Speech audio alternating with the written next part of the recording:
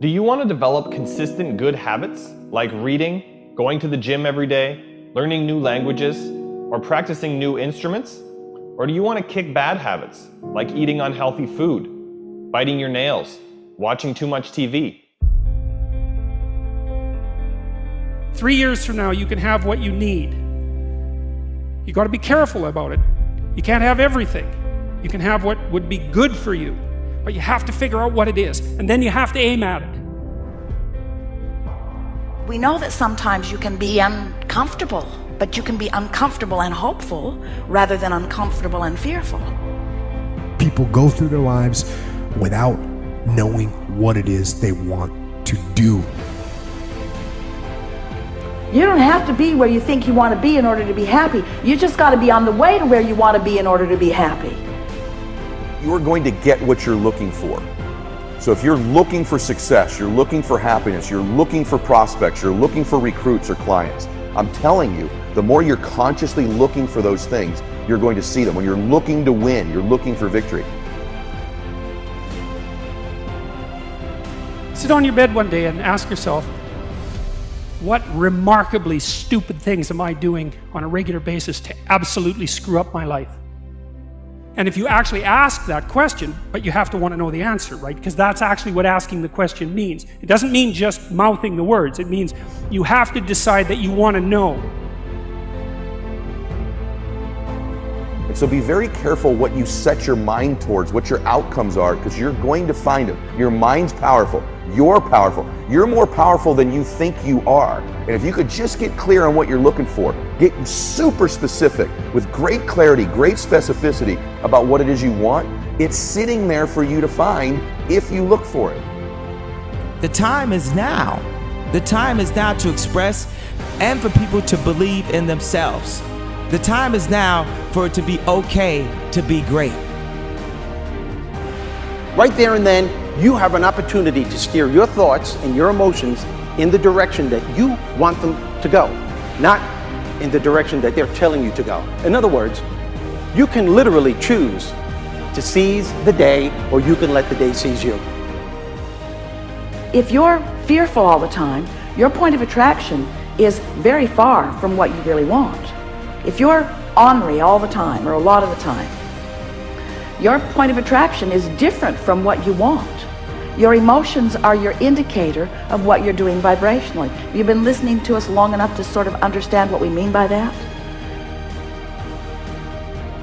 Don't worry about what needs to be done. Think about who you have to be in order to get it done. Did you ever have a dream that was so big that you thought it was almost impossible to achieve? I've had those dreams. And while not every dream has become a reality, along the way I learned a powerful approach of picturing that has helped me achieve most. Since that day, I've had other dreams, other big dreams. And in each case, I would picture where I wanted to be, and I would visualize what I would be doing and who I would be doing with when I got there. As the saying goes, you can't make a basket if you never take the shot. I knew I would miss the shot sometimes, and the failure would dampen my spirit, but I would be better off for my efforts and I would be okay. People are addicted to all kinds of things, substances, but one of the greatest addictions, or rather the greatest addiction, you never read about it in the papers, because the people who are addicted to it don't know it. It's the addiction to thinking. It's actually addictive. Can't stop thinking. It's like can't stop drinking, can't stop smoking, can't stop eating, can't stop thinking. You have the option of taking it hard or taking it easy, of making the worst of it or making the best of it, of giving it your undivided attention, of giving it very little of your attention. You have more control over your focus than most of you have been exercising. And when you begin caring about how you feel more than everything else put together, so that you exercise your ability to focus upon things that do feel good, you begin to discover that in every particle of the universe there is that which is wanted and lack of it. My visualization has helped me achieve most of my goals. And what I learned along the way is it didn't take twice as much effort. It only took an extra 10%. When we fail, life continues as it is. We can stay in our comfort zone. Success, on the other hand, challenges us. It pushes us and it exposes us to rejection. How are we going to manage this new success? If you're not happy, you're not successful. If you're not enjoying yourself during the process of whatever it is you're trying to achieve, there's a problem. To me, the biggest disease on this planet is unhappiness. And the reason why people are unhappy is because we have a tendency to keep focusing, as I said, on what we don't have and what's not working in our lives, instead of allowing ourselves to shift our focus and our way of thinking. People always want to be like, follow your dreams, follow your dreams, follow your dreams. My dream was always to be a rap artist, right? But I had to get a job. So I had to focus on my job. And then I made money to follow my dream. One of the main reasons that people don't get what they want is because they don't actually figure out what it is. And the probability that you're going to get what would be good for you, let's say, which would even be better than what you want, right? Because, you might be wrong about what you want easily. But maybe you could get what would really be good for you. You have the freedom to think anything you want. You were born extremely confident. You came into this world knowing how wonderful you are. So choose new thoughts to think about yourself, and choose new words to tell yourself how magnificent you are, and that you deserve all the good that life has to offer. First thing in the morning and last thing in the evening, I want you to look into your eyes and say, I love you. I really love you.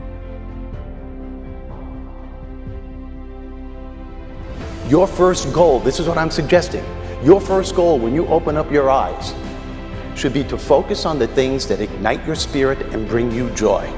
I want you to focus on the things that you appreciate in your life, the things that you're grateful for. I don't care who it is or what it is. Maybe it's the person lying next to you. Maybe you're thinking of your children. Maybe you're thinking of the dog or the cat lying by the side of the bed, a particular goal that you achieved. Maybe there's an event coming up on the weekend. Maybe you're meeting with your friends for lunch. You see, folks, it doesn't matter who it is or what it is. There's always something to be grateful for, to appreciate. And what I'm asking you to do in those few moments before you crank and get into your day is to focus on these things. And why am I asking you to do this? Because an attitude of gratitude simply makes you feel good. And feeling good is the fuel that drives motivation. We've all made wrong choices and done things that we knew were not the best. It's one thing when other people do us wrong. We had a bad break. It wasn't our fault. We can have faith that God will restore. He'll pay us back. But when we bring the trouble on ourselves, when we blow it, it's easy to live in regrets, thinking that God's not going to help us. We made the mess. But here's the beauty. God knew you would mess up before He called you. He knew we would get off course, at times give in to temptation. He didn't base His plan for your life on you making perfect decisions.